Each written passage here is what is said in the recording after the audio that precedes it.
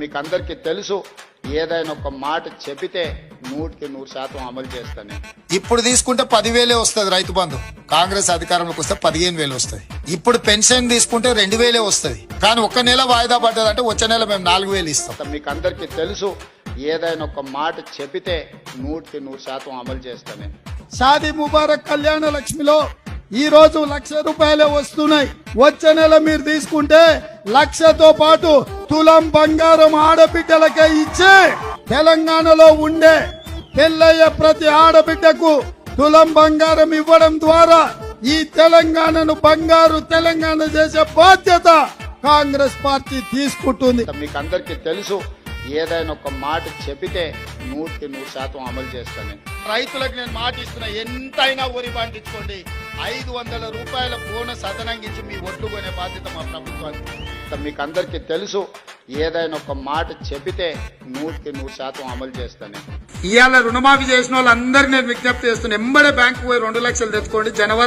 December 9 నాడు నేను రాగానే మాఫీ చేస్తా. ఇవాళ చంద్రశేఖరరావు ఏమనుకుంటున్నా అంటే రుణమాఫీ చేసిన ఓట్లు నాకు పడతాయని. నేనేం చెప్తున్నా అంటే రుణమాఫీ అయిన వాళ్ళందరూ ఎంబడే పోయి మళ్ళీ 2 లక్షల రుణం తెచ్చుకోరి. డిసెంబర్ 9 నాడు నేను అవి మాఫీ చేస్తా. కాబట్టి రైతులందరికీ నేను విజ్ఞప్తి చేస్తున్నా, ఎంబడే పోయి బ్యాంకు పోయి లోన్లు తెచ్చుకోరి. వచ్చిన ఎంబడే నేను రుణమాఫీ చేస్తా. ఎక్కడ కూడా ఇంతవరకు ఈ మాట ఇచ్చిండు, ఇది చెయ్యలేదు అని నా శత్రువులు కూడా నా మీద ఆరోపణ చెయ్యలేదు. ఆర్థికంగా బాగా లేదు, అప్పు పుడతలేదు, అనా పైసా ఎవడు ఇస్తలేడు. ఎవరినైనా కలవడానికి పోతే బ్యాంకర్లు దొంగలను చూసినట్టు చూస్తున్నారు తెలంగాణ రాష్ట్ర ప్రతినిధులను. ఎవడు ఢిల్లీకి పోతే అపాయింట్మెంట్ కూడా ఇస్తలేడు, వీడు వస్తే చెప్పులు కూడా ఎత్తుకుపోతాడేమో అన్నట్టుగా ఆ పరిస్థితి ఉంది దేశం ముందల.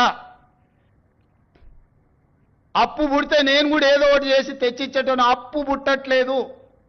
ఎవడు బజార్లో నమ్మడం లేదు. స్వీయ నియంత్రణనే దీనికి పరిష్కారము. ఉన్నంతలో గౌరవంగా సంసారాన్ని నడిపితే బజార్లో ఎవడైనా నమ్ముతాడు. వీధికెక్కి రచ్చ చేసుకుంటే కుటుంబం పరువు బజార్లో పడేసుకుంటే ఎట్లుంటుందో, ఉద్యోగ సంఘ నాయకులారా, రాష్ట్ర ప్రభుత్వం అనేది మన కుటుంబము. ఈ పరువును బజార్లో మీరు పడేస్తాము అనంటే కుటుంబ పెద్దగా వద్దు అని నేను విజ్ఞప్తి చేస్తున్నా.